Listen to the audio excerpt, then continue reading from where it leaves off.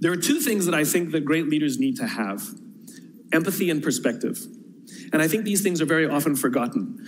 Leaders are so often so concerned about their status or their position in an organization, they actually forget their real job. And the real job of a leader is not about being in charge, it's about taking care of those in our charge. And I don't think people realize this, and I don't think people train for this.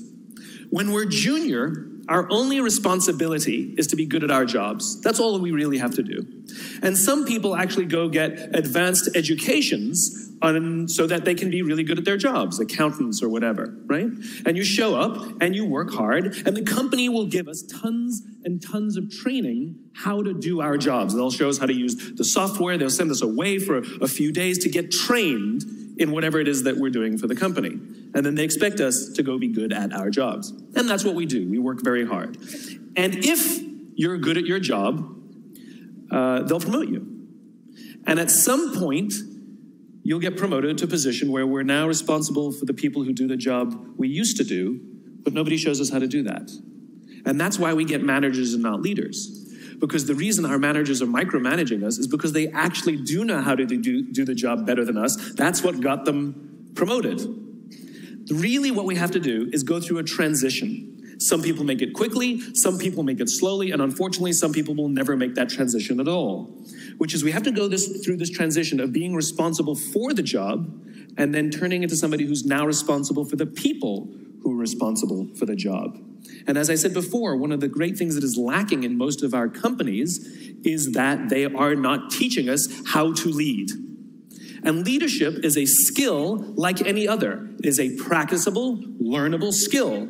And it is something that you work on. It's like a muscle. If you practice it all the days, you will get good at it and you will become a strong leader. If you stop practicing, you will become a weak leader. Like parenting, everyone has the capacity to be a parent. Doesn't mean everybody wants to be a parent, and doesn't mean everybody should be a parent.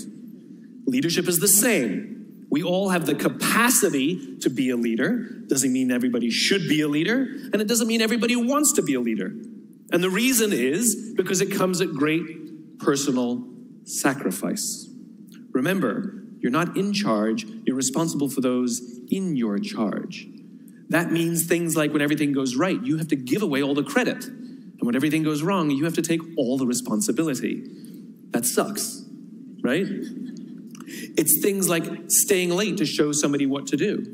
It's things like when something does actually break, when something goes wrong, instead of yelling and screaming and taking over, you say, try again. When the overwhelming pressures are not on them, the overwhelming pressures are on us. At the end of the day, great leaders are not responsible for the job. They're responsible for the people who are responsible for the job. They're not even responsible for the results. I love talking to CEOs and say, what's your priority? And they put their hands on their hips all proudly and say, my priority is my customer. I'm like, really? You haven't talked to a customer in 15 years. There's no CEO on the planet responsible for the customer. They're just not. They're responsible for the people who are responsible for the people who are responsible for the customer.